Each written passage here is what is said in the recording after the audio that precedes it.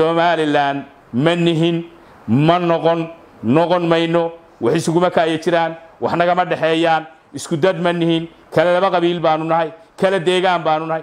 saaka wax naga xumo jiro ciidanka iyaguna difaac buu ku jiraa sayri isagu waa sayri haydina u jawaabi mayso ka hadlaya saaka anigoo ah gudoomiye ku xigeenkii gudiga 330 ee idman shalay dagaal baa dhacay dagaalka shalay ka dhacay deegaanka waxa soo qaaday 24 daqiiqo ciidankii cadawga ahaa ee ku soo duulay dadka kan ee hore u laayay ee dhiigiisa xalaashaday ayaa soo duulay 5 aag bay ka soo duuleen 5tii aagba waa la caabiyay dhinaca waqooyi 3 goobood bay ka soo dagaalameen dhinaca waqooyi barina laba goobood bay ka soo dagaalameen dhinaca waqooyi barina goob bay ka soo dagaalameen 5 goobood ayay ciidankaasi ka soo hawl galeen dhaawac weyn iyo dhimasho weyn baa la gaarsiiyay bil xaqiiqa waxa laga qabtay maxaabiis waxa laga qabtay hub culus goob aan caadi ahayn ayaa halka ka dhacday weerarkii ay soo qaadeen waa la jibiyay dhamaantii ciidamaduna goobihii lagu soo weeraray dhamaan waa difaacdeen qaar horumar sameeyo dhinaca waqooyi ka sameeyana waa jiraan gaadiidkii dagaalka la qabtayna miidiyuhu ku jiraa maxaabiistii la qabtay qaybo ka midina miidiyahay ku jirtaa iyagoo dhaawaca iyo iyagoo badqababa annaka laftirka iyaga maxaabiis baa nala ka qabtay aan badnayn iyadoo la garaacayana waa arkaynay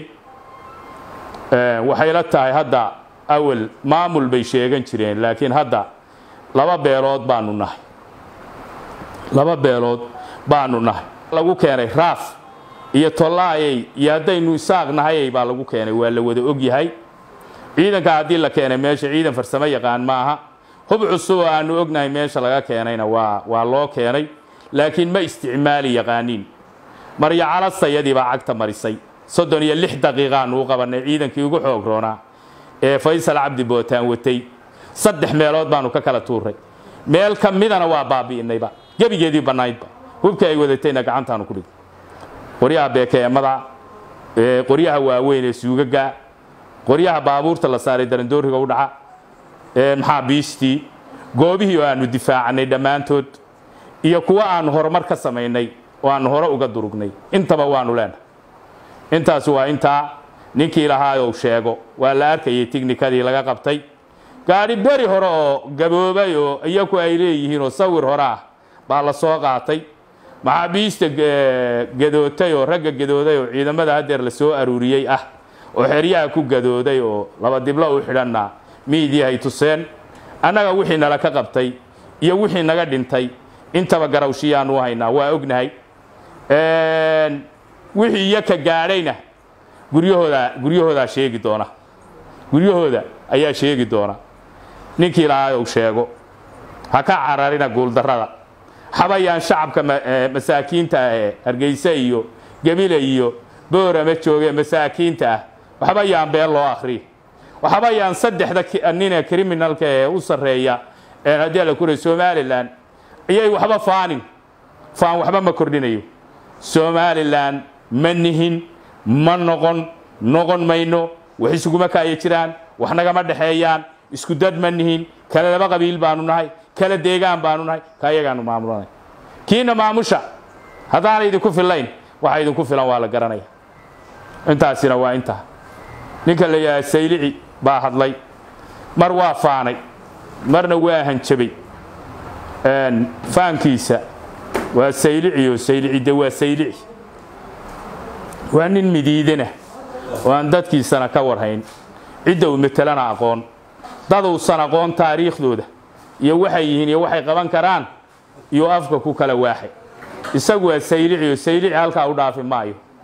waxa soo haray ciidamada jiida jooga ee nuux taani soo ambiyay waa ciidan qabaa'il annaguna ciidan qabaa'il baanu nahay laba qabiil oo istilayaanu noqonay waa kii laga badiyaa halka kani god dheer bay ku dhacday dib u maamuli maysaan deegaanka iyagana dib u joogi maysaan niman la yiraahdo taariikh cad leh baanu nahay niman dhulkooda difaacanaya oo ku dagaalamayaan nahay wixii annagu aanu samaysanno waxaan ahayni dhulkan ka shaqayn maayaan kama shaqaynayaan haddii weligeedba la istafiro iyo haddii weligeedba buuraha la soo fuulo iyo haddii weligeedba la isa soo urursado dadkani waa tashooyin 9 magaalo oo waaweyn baanu leenahay intaan magaalooyinka waaweyn 9 kaba haddaan guri ka taagnaanay wax muraad aanu ka leenahay ma jiro qabsada ciidanka soo duulay fursad buu hadeer weli fursad buu haystaa dagaalkuna waa bilow boorinayaa ciidanka waxaan ku boorinayaa ragga idinku soo duulay ee deegaanadoodii ka yimi ee xukunka iyo taladoonka ku celiya dhulkoodii waxaad qabataan iyo waxaad dishaan iyo waxaad eridaan ka dhiga waa xaqiiq midkaas no more wax inoo xidhan ma jiro dhul badan buuna dagaalku ku fidi doona sida u wadaan ciidamada deegaanka la keenayna waa ognahay ee habeen walba baxsada ee anagana qayb noo timi oo aanu gacanta ku hayno maxamed kaahin iyo muuse biix taladooda Soomaaliland ku filan bal meel hageeyeen meel ka soo saaray odaygan miskiinka ah ee sayriicina sayriici isagu waa sayriici xidina u jawaabi mayso dad aanu taariikhdooda aqoon oo waxay galaan iyo waxay gudaan aqoon ayuu ka hadlaya waa dagaal meeshu dagaal wax lagu faano ma waa qasaare iyo xumaan iyo ceeb yeelkadeede annagu goobtaas wixiina ku dhexmara yaanu qaadayna hadii alla idan ka dhigo nin walba qaado garawso nin walba waxaad geysato iyo wixii lagu geyso garawso saaka wax naga xumi ma jiro ciidanka iyaguna difaac buu ku jiraa waanu ixtiraamnay nabadgeliyadii iyo hadii alla ku rooyahay xabad joojintii 17 maalmood baanu fadhinay wax nala garta waa weyni habeen iyo maalin dagaalkaas waa soconayo mar walba dhinacooda weerarku ka socday waxa weeye meelii ay ka yimaadeen baanu ku celinaa inta noolaata inta xabada ku luntaana taa ku lunto waa la soo lumiyay wasalaam